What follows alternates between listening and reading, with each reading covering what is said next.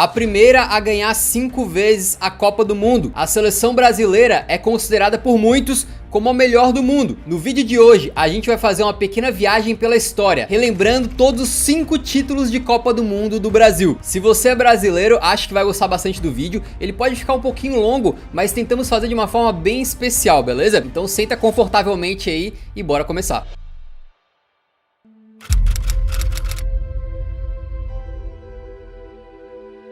A Copa do Mundo de 1958, sediada na Suécia, chegou com uma geração brasileira que carregava nas costas o peso de tentar lavar a alma do torcedor. Isso porque os brazucas tinham sofrido um enorme trauma na Copa de 50, quando sediamos o torneio, e no jogo decisivo do quadrangular final, quando o Brasil pegou o Uruguai, podendo ser campeão mundial, para um público estimado em mais de 200 mil pessoas na época. A derrota veio de virada, e a gente viu o Uruguai campeão dentro do Maraca. Esse episódio ficou conhecido como Maracanaço e foi um baque tão grande para a seleção brasileira que fez o Brasil abandonar a cor branca do uniforme que usava até então e adotar o amarelo que usamos até hoje. Em 1958 vivíamos uma era muito diferente. O Brasil não era temido no mundo da bola como vem sendo já há décadas. A Copa do Mundo existia desde 1930, mas o Brasil jamais tinha sido campeão. O que havia de diferente em 1958 era aquilo que é mais decisivo dentro das 4 linhas: jogadores de qualidade. O técnico Vicente Feola contava com uma boa geração de caras já com experiência, como o capitão da seleção, Bellini, também Didi, Zito, Djalma Santos, Vavá e o Zagallo, esse que se tornaria o técnico da seleção brasileira no futuro. Mas além desses caras, o Brasil tinha uma dupla que jamais seria derrotada quando ambos jogavam juntos. Estamos falando simplesmente de Pelé e Mané Garrincha. Claro, hoje em dia é muito fácil falar sobre Pelé, mas em 1958 ele foi para a Copa do Mundo com apenas 17 anos. Tenta imaginar um cenário em que hoje no futebol brasileiro surge uma promessa e com apenas 17 anos vai para a Copa e o cidadão simplesmente destrói. Foi o que aconteceu em 58, algo simplesmente de outro mundo. Mas isso não foi do dia pra noite. Pra vocês terem uma ideia, em 1958, tanto o Pelé quanto o Garrincha começam no banco na Copa do Mundo. Eles amargam a reserva na estreia contra a Áustria e depois no empate sofrido em 0 a 0 contra a Inglaterra. Foi apenas no terceiro jogo da fase de grupos contra a União Soviética que eles entraram no time titular e aí não saíram mais. Principalmente porque a partir da fase de mata-mata, o garoto Pelé começou a mostrar quem era pro mundo inteiro. Naquela época, a Copa do Mundo tinha menos participantes e assim a fase de mata-mata começava direto nas quartas de final, onde o Brasil foi para enfrentar o País de Gales. Uma vitória suada, dura, por 1 a 0 com gol de quem? Adivinha, foi dele mesmo, do Pelé. E isso poderia ter sido sorte de principiante, um garoto de 17 anos aproveitando uma chance e fazendo um gol. Mas Pelé deixaria claro pra todos que aquilo era só o início. O Brasil vai pegar a França nas semifinais e trucida os franceses com uma vitória de 5 a 2 e 3 gols do futuro rei do futebol. Sim, 17 anos, metendo um hat-trick em semifinal de Copa contra a França. Eu já disse que ele tinha apenas 17 anos. Depois de confirmar a ida para a final, o Brasil ainda tinha que superar o trauma de 50, naquela derrota dolorida dentro de casa. Mas em 58, a situação era praticamente oposta. No dia 29 de junho, no estádio Rassunda, nós estávamos jogando a Copa do Mundo na Suécia, para enfrentar na final justamente a seleção dos suecos. Parecia que o pesadelo poderia se repetir, quando apenas com 4 minutos de jogo, o sueco Lidholm abre o placar para os caras. Mas como falamos no começo, em 58 a geração era diferente. A gente tinha Garrincha. Numa jogada genial pela ponta direita, ele cruza deixando o Vavá em condições de só empurrar pro gol, o Brasil empatava e dali pra frente os ânimos se acalmaram. O Brasil botou a bola debaixo do braço e começou a dar uma aula de futebol. Vavá de novo virou o jogo aos 32 minutos, novamente com assistência do Garrincha, num gol inclusive muito parecido com o primeiro, e o Brasil foi pro intervalo vencendo. No segundo tempo, Pelé decidiu que não ia mais ter jogo, e aos 56 minutos ele faz um dos gols mais antológicos de toda a história da Copa e do futebol, recebendo na área, dando um chapéu no zagueiro adversário e fuzilando pro gol sem chance pro goleiro. Um gol que a gente pode ver e rever de novo mais de 100 mil vezes e ele nunca vai deixar de ser espetacular. E já falamos que foi feito por um garoto de 17 anos numa final de Copa do Mundo. Zagallo meteu o quarto gol aos 68 minutos e aos 80 os suecos até tentam reagir fazendo o segundo deles. Mas no fim, Pelé inicia uma jogada com um passe de calcanhar e depois aparece na área para finalizar e fechar o caixão. Brasil 5-2 e Brasil campeão mundial pela primeira vez na sua história. Bellini foi o primeiro capitão brasileiro a levantar o troféu Jules Rimet naquela conquista que seria apenas o início do reinado de Pelé no mundo do futebol e que seria apenas a primeira das 5 que o Brasil até hoje é o único a ter conseguido.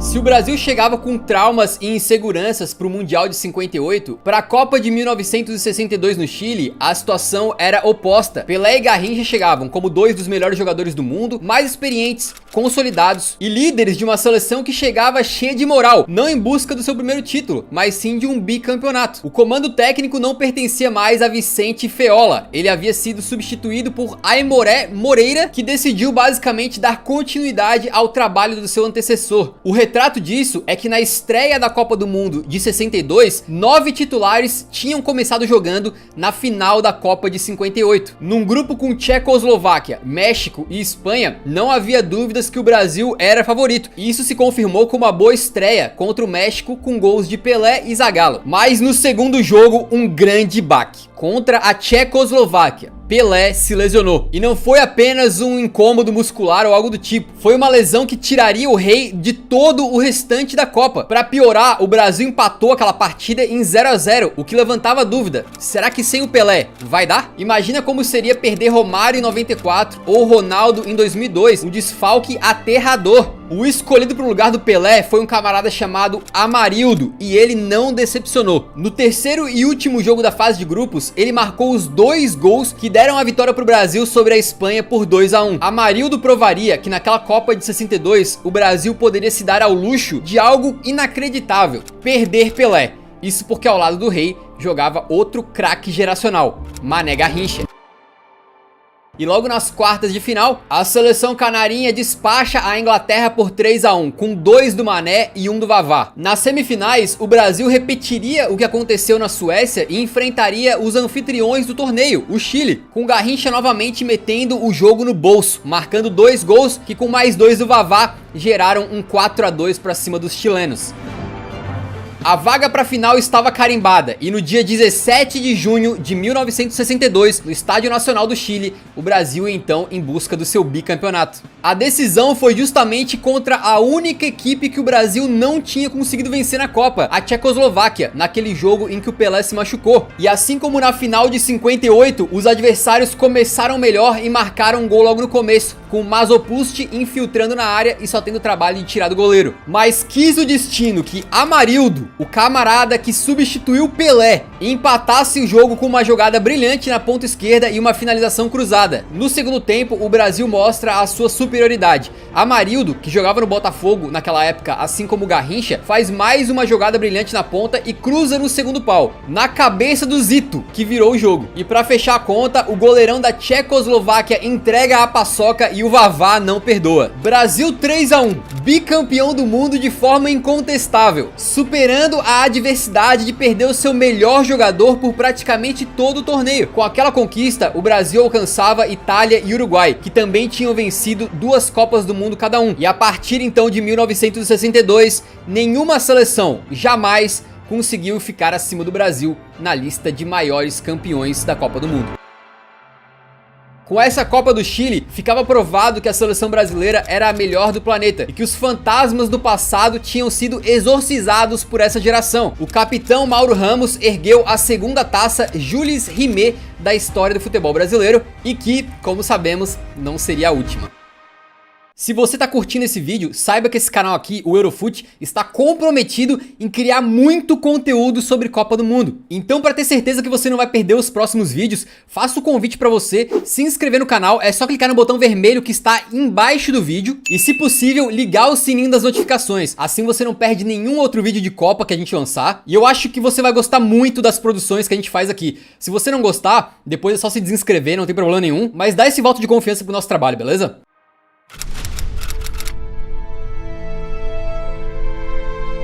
A melhor seleção de todos os tempos. Uma frase bastante ouvida em todos os lugares quando falamos do emblemático Esquadrão de 70, mas o processo até lá foi doloroso. Na Copa de 1966, o Brasil chegava como amplo favorito para conquistar o tricampeonato, mas acabou caindo na fase de grupos, ficando atrás de Portugal, do gênio Eusébio, e da forte Hungria, que na época era uma das grandes seleções. A decepção era grande, ainda mais por termos uma geração absurda. Era um desperdício gigantesco cair numa Copa do Mundo sem sequer jogar o mata-mata. O caminho até a Copa de 70 no México seria conturbado e o planejamento provavelmente não foi dos melhores. O técnico agora era Mário Jorge Lobo Zagallo. O mesmo Zagallo que tinha sido bicampeão do mundo pelo Brasil como jogador, agora estaria comandando a seleção fora das quatro linhas. Com um detalhe, ele havia assumido a equipe apenas 3 meses antes da Copa, substituindo o João Saldanha, que, segundo dizem, foi demitido do comando da seleção, entre outros motivos, por ter recebido uma crítica do presidente do Brasil na época. O general Médici comandava o Brasil em 1970, durante a ditadura militar. Algo simplesmente grotesco, mas que no fim, por linhas muito tortas, acabou dando certo. Talvez nunca na história uma seleção tenha sido convocada com tanta despreocupação, porque a geração de jogadores brasileiros tinha talento em abundância. Para a Copa de 70, Zagallo tinha à sua disposição Carlos Alberto Torres, Clodoaldo, Gerson, Rivelino, Jairzinho, Tostão e obviamente um tal de Pelé, que vivia talvez o seu auge em termos físicos, técnicos e também mental. O camisa 10 do Brasil chegava para a Copa do México como um astro total daquela competição, que acabaria sendo a sua última disputa de mundial. O Brasil caiu num grupo relativamente difícil olhando de fora. A forte Inglaterra, a Tchecoslováquia, que havia sido a rival na decisão em 1962, e por fim a modesta Romênia. Só que pro esquadrão de Zagallo não tinha nada que fosse muito complicado. A seleção brasileira passou pro mata-mata destruindo na fase de grupos, incluindo uma sonora goleada de 4-1 pra cima da Tchecoslováquia. Nesse jogo aconteceu um dos quase gol mais marcantes de todos os tempos, quando o Pelé pega a bola do meio de campo e arrisca de muito longe, a bola passa triscando e o lance ficaria para sempre conhecido como o gol que Pelé não fez. Contra a Inglaterra, o Brasil vence por 1-0 com gol de Jairzinho, numa partida que teve mais um lance histórico protagonizado por Pelé. Uma cabeçada perfeita do Rei é defendida de forma milagrosa pelo goleiro inglês Gordon Banks, naquela que é considerada por muitos até hoje a defesa do século. Curiosamente, Pelé e Banks viraram amigos e na ocasião da morte do inglês em 2019, o Pelé fez questão de lembrar esse lance e homenagear o seu colega. Foi a melhor defesa que eu já vi, ao vivo e em todos os milhares de jogos a que eu já assisti. Quando você é jogador, sabe o quão bem você pegou na bola. Eu cabeceei exatamente como esperava, exatamente onde eu esperava que fosse, e eu estava pronto para comemorar. Mas então este homem, Banks, apareceu na minha visão como uma espécie de fantasma azul.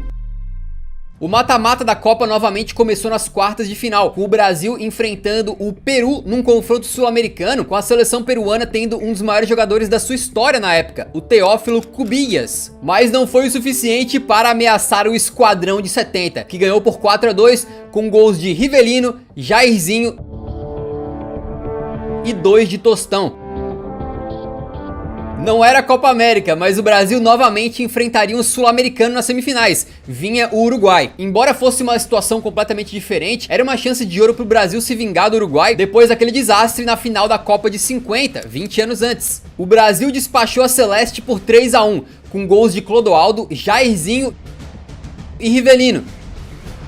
Porém, mais do que o resultado, essa partida ficaria marcada por lances que nunca mais ninguém esqueceu. Pra quem acompanha o futebol de forma um pouco mais profunda, é impossível não lembrar daquela famosa e histórica cotovelada que o Pelé deu no uruguaio, quando o gênio da camisa 10 aproveitou um lance na lateral para revidar de maneira brutal uma forte entrada que tinha recebido. Mandou o famoso picolé de osso na cara do uruguaio, não tinha VAR na época, o Pelé não foi expulso, e mais, foi nesse jogo que o Pelé fez um dos seus lances mais icônicos da carreira, quando recebe uma bola frente a frente com o goleiro e dá um drible sensacional no cara. Na verdade, uma finta, porque ele sequer tocou na bola, dando ali um drible da vaca, e na hora de finalizar com um gol vazio, tava meio desequilibrado e acabou chutando pra fora. No que até hoje é um dos lances mais lamentáveis da Copa, porque é tão lindo, mas tão lindo, que aquela bola merecia ter entrado. Teve uma marca de carros que editou esse lance pra parecer que a bola entrou e ficou bem maneiro. Mas o importante é que o Brasil chegava pra final, pra enfrentar uma seleção que também era bicampeã da Copa do Mundo, a Itália. Nas semifinais, os italianos tinham eliminado a Alemanha num dos confrontos mais emblemáticos da história de Copas do Mundo. Tanto é que ele ficou conhecido como o jogo do século, uma partida que teve nada mais nada menos do que 5 gols na prorrogação. A final entre Brasa e Itália, disputada no Estádio Azteca, no dia 21 de junho de 70, tinha tudo pra ser equilibrada. E até que foi, mas só até a metade do segundo tempo. Logo aos 18 minutos, em jogada pela esquerda, o Rivelino coloca um cruzamento para uma cabeçada firme do Pelé, num gol que rendeu uma das fotos mais icônicas da história do futebol. Certamente você já viu esse momento aí, em que o Pelé está com o braço para cima nos braços do Jairzinho. Aos 37 minutos, Clodoaldo do Brasil dá uma bela pichotada ali na zaga e o italiano Boninsenha não perdoa e empata o jogo. O jogo foi empatado pro intervalo, mas a pergunta que ficava era: até quando que a Itália vai conseguir competir com esse esquadrão? Aos 66 minutos, Gerson, o canhotinha de ouro, manda um balaço cruzado de fora da área e bota o Brasil na frente. E o Brasil não recuaria para manter vantagem coisa nenhuma. Pouco tempo depois, aos 71 minutos, o canhota manda um lançamento brilhante pro Pelé escorar de cabeça e o Jairzinho chega fuzilando para fazer o 3 a 1. Mas ainda dava tempo daquela seleção se consagrar com um gol icônico, um gol coletivo, que vai passando por todo mundo, de um lado para outro do campo, até a chegada do capitão Carlos Alberto Torres, finalizando cruzado. Um gol marcante, repetido de novo e de novo e de novo, que você já deve ter visto várias vezes na vida e que representava o brilhantismo do coletivo daquela seleção.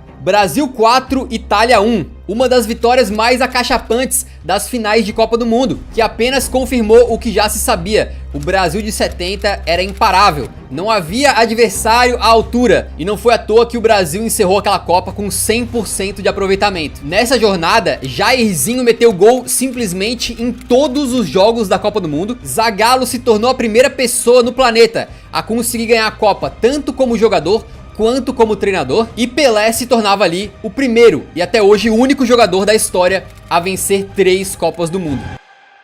Carlos Alberto Torres levantou o Jules Rimet, fazendo do Brasil a primeira seleção da história a conseguir 3 Copas do Mundo. Uma Copa lotada de momentos marcantes e com um esquadrão brasileiro que ficaria marcado como um dos melhores times de todos os tempos. Só que quando você começa a ganhar muito, você quer ganhar cada vez mais. Mas infelizmente para o Brasil viria uma seca pela frente.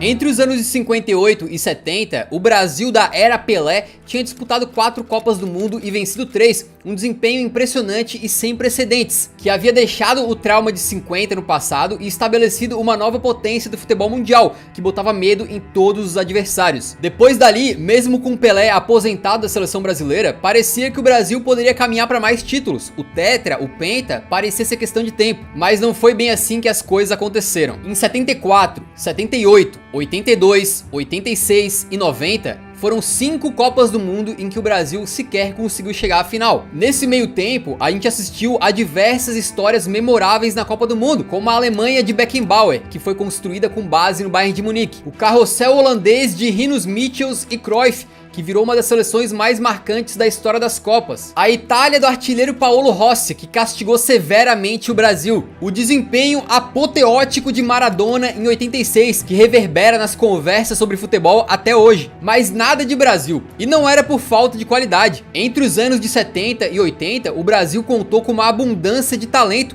jogadores históricos e cracassos, como Sócrates, Zico, Rivelino, Paulo Roberto Falcão, Dinamite, Leandro, Júnior, Cerezo e muitos outros, mas apesar de ter muitos craques à disposição, sempre faltava algo. 1994 marcava o aniversário de 24 anos do Tri. A pressão em cima daquela geração era grande. Como podia o todo-poderoso Brasil ficar tanto tempo longe de uma final de Copa? Para piorar, a classificação para aquele Mundial de 94 nos Estados Unidos não foi tranquila. Nosso melhor jogador na época, Romário, estava afastado da seleção brasileira por desentendimentos com a comissão técnica, mas teve que voltar no finzinho das eliminatórias para salvar o Brasil, num jogo emblemático contra o Uruguai, que talvez tenha sido um divisor de águas para aquele time. Mas apesar dos fortes valores individuais que tínhamos, a seleção de 94 talvez não fosse das mais empolgantes. Tafarel, Ricardo Rocha, Mauro Silva, Dunga, Zinho e a sensacional dupla Bebeto e Romário, e muitos outros ótimos jogadores, mas era consenso, e talvez até hoje seja, que esse esquadrão de 94, em termos de qualidade, era inferior até mesmo a de outras seleções brasileiras que não ganharam a Copa. A empolgação não era das maiores, e dá pra dizer que aquela seleção, comandada pelo Carlos Alberto Parreira, era desacreditada por muitos. Mas o fato é que o time passou a ser extremamente sólido. No grupo com Rússia, Suécia e Camarões,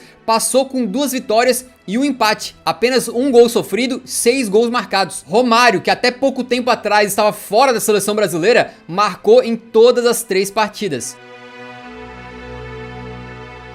Para essa Copa de 94, a fórmula já tinha mudado e o mata-mata começava nas oitavas de final, quando o Brasil foi enfrentar mais uma vez o anfitrião, os Estados Unidos. A partida foi muito complicada, o time do Parreira não fazia um bom jogo e Leonardo ainda foi expulso no final do primeiro tempo, a ponto do histórico Léo Batista dizer o seguinte: chegava a ser inacreditável. Enquanto os brasileiros erravam a maioria dos passes, os americanos tocavam a bola com habilidade.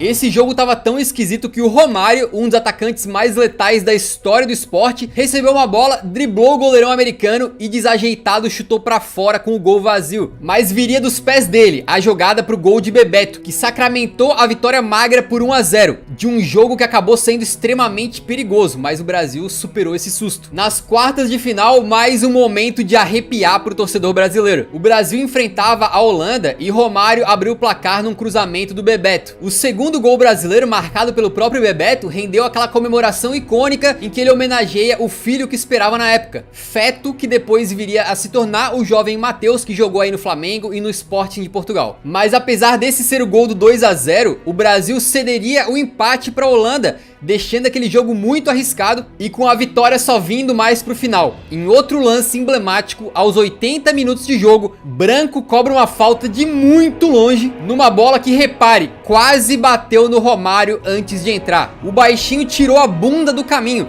e se não tivesse feito isso, provavelmente a bola teria desviado. Com aquele 3-2, o Brasil iria para a semifinal novamente para enfrentar a Suécia numa Copa. Romário repetiu aquele lance contra os Estados Unidos, tirando do goleirão e perdendo o gol com a meta vazia, mas dessa vez foi um defensor sueco que apareceu em cima da linha para tirar. Só que o Romário era um cara que poderia perder uma chance, mas ele não perderia 2. No final, já aos 80 minutos, o baixinho Romário, no alto do seu 1,67 m, apareceu na área entre os grandalhões zagueiros suecos para mandar de cabeça, decidindo e devolvendo a seleção brasileira para uma final de Copa do Mundo 24 anos depois daquela Copa de 70. Em 17 de julho, no Rose Bowl, mais uma vez quis o destino que Brasil e Itália se enfrentassem valendo a Copa do Mundo. Assim como tinha sido na Copa de 70, também valia a hegemonia. A seleção que vencesse seria a primeira tetracampeã da Copa do Mundo. A fortaleza italiana tinha simplesmente Baresi e Maldini na zaga. Os caras tinham Donadoni no meio. Era um jogo dificílimo e foi isso que se viu dentro de campo. Com duas equipes extremamente disciplinadas e com boas defesas, o que se viu foi ambos os times tentando finalizar muito de fora da área. O 0-0 levou o jogo para prorrogação, até que Romário recebeu livre no segundo pau, só precisando empurrar pro gol e chutou para fora. É louco ver como alguns lances são esquecidos depois do resultado. Romário indiscutivelmente foi o craque daquela Copa do Mundo, mas se o Brasil tivesse perdido, talvez ele fosse cobrado até hoje. Mas a gente sabe muito bem que o atacante cobrado pela derrota naquela final foi outro. Com o 0-0 também na prorrogação, a disputa foi para cobrança de pênaltis. Como diria o Galvão, haja coração, amigo. Baresi começou isolando, bom pro Brasil, só que o goleirão Pagliuca pegou logo em seguida, o chute de Márcio Santos, então a vantagem não durou nada. Os demais cobradores fizeram sua parte e colocaram sempre a bola na rede, até Massaro parar em Tafarel, dando a oportunidade do Brasil ficar na frente. E o Brasa sequer precisou cobrar a quinta penalidade, porque na quinta dos italianos, o craque Roberto Baggio partiu com confiança e mandou a bola pra fora do estádio. O grito que estava entalado na garganta há 24 anos finalmente pôde ser solto. Dunga ergueu a taça do Tetra, que não era mais a Jules Rimet, era essa mais moderna que conhecemos hoje em dia. O Brasil, comandado por Parreira, garantia o 4º título de Copa do Mundo, estando mais uma vez, de forma isolada, no topo da hierarquia de seleções no futebol mundial.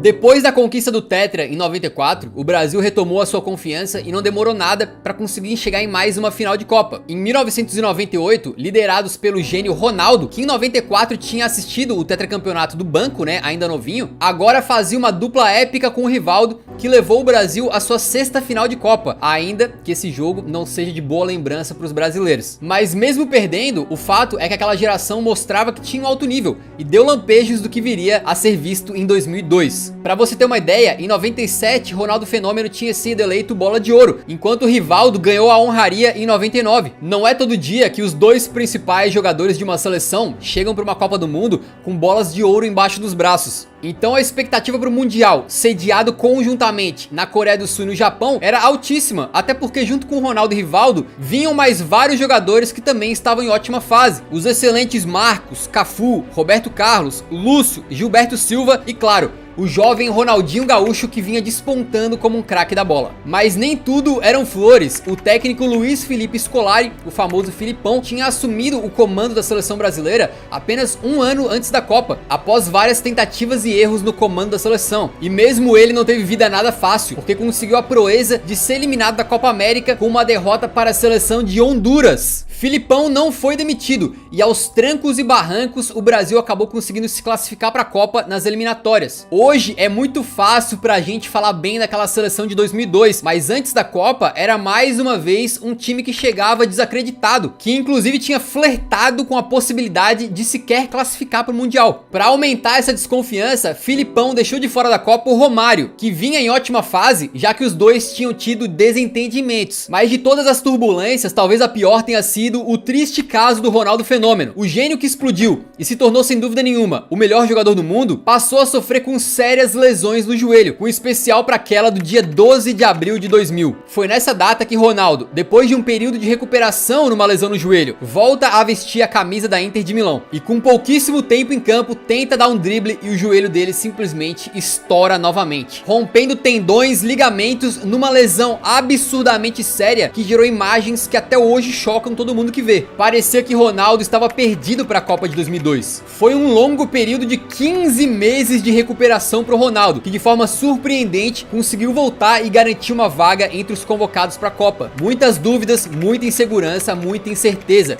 e foi assim o caminho traçado até o Penta. O grupo da seleção brasileira era relativamente fácil, com China, Turquia e Costa Rica. E o time do Felipão não encontrou grandes dificuldades para classificar. Sem dúvida, eles usaram muito bem essa fase de grupos para consolidar a equipe, ganhar confiança e chegar encorpada para o mata-mata, que começou com a Bélgica nas oitavas de final. Ainda não era a ótima geração belga, mas o Brasil sofreu muito. Nada de gols no primeiro tempo, mas aos 22 do segundo, Ronaldinho mete um trivelaço para Rivaldo, que mata no peito e manda um petardo inacreditável, um baita de um golaço para botar o Brasil na frente. Ronaldo Fenômeno ainda teve tempo de fechar a conta e garantir a vaga do Brasil nas quartas de final. Com um detalhe, hoje a gente fala Ronaldinho e na hora você lembra do bruxo, mas naquela época esse aí era o gaúcho. Ronaldinho mesmo, falado dessa maneira, era o Ronaldo Fenômeno, o R9. Nas quartas de final, a parada era ainda mais dura contra a forte seleção da Inglaterra, que chegava com caras de excelente nível, como Michael Owen, David Beckham, Campbell, Ashley Cole e Paul Scholes. Não era flor que se cheirasse, e logo aos 22 minutos de jogo, o Lúcio tem uma falha bizonha e o Owen abre o placar para os ingleses. Mas naquele dia, Ronaldinho, o gaúcho, estava inspirado. E depois de uma jogadaça pelo meio, com direito a pedalada e tudo, ele rola pro Rivaldo empatar o jogo.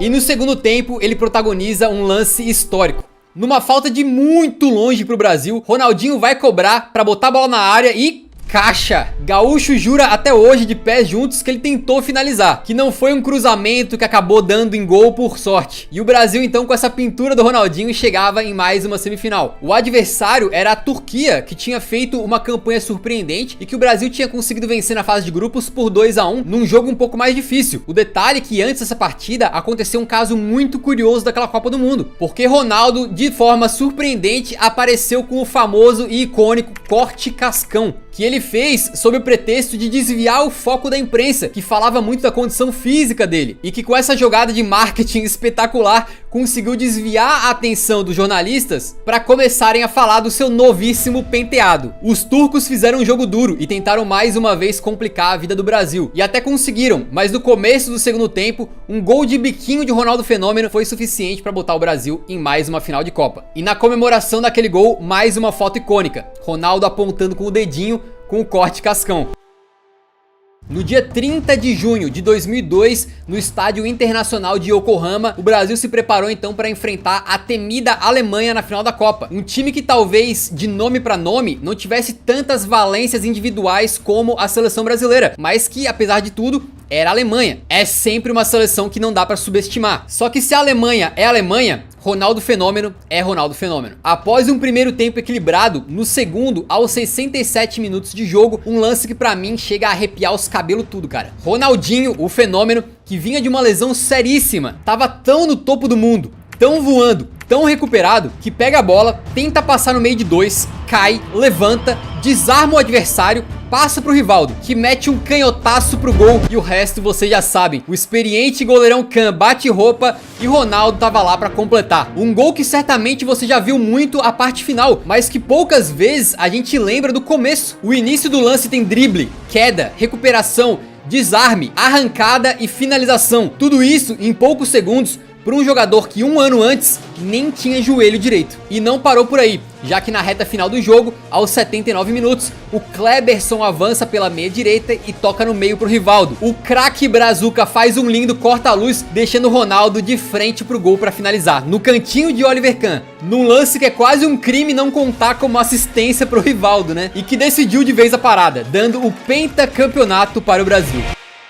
Cafu foi o último capitão brasileiro a erguer uma taça de Copa do Mundo, numa cena que até hoje para os amantes de futebol tá muito na memória. A comemoração do título também rendeu aquela foto icônica em que Ronaldo e Rivaldo estão beijando a taça da Copa do Mundo ao mesmo tempo. Eles que foram os craques daquela Copa. Superação absurda de Ronaldo Fenômeno e, por que não, de toda a seleção brasileira, que 2 meses antes passava por uma gigantesca crise.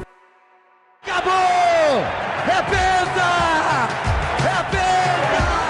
Gritou o Galvão Bueno, repetindo aquele histórico grito do Tetra. E o Brasil então se tornava a primeira seleção da história a ganhar 5 Copas do Mundo. A história das 5 Copas terminou, mas eu te convido a ficar até o finalzinho, que a gente separou um pequeno trecho musical que resume bem brevemente esse vídeo. Se você chegou até aqui, eu peço a sua contribuição com o canal para deixar um like no vídeo e também compartilhar com outras pessoas que são amantes do futebol, pessoas que vão assistir a Copa. Esse vídeo deu um trabalho gigantesco e, além disso, acho que ficou uma produção bem bacana, bem bonita. Então eu peço a sua contribuição para ajudar a divulgar o vídeo para mais gente, beleza? Muito obrigado, a gente vai ficando por aqui e fica aí com o trechinho musical no final então.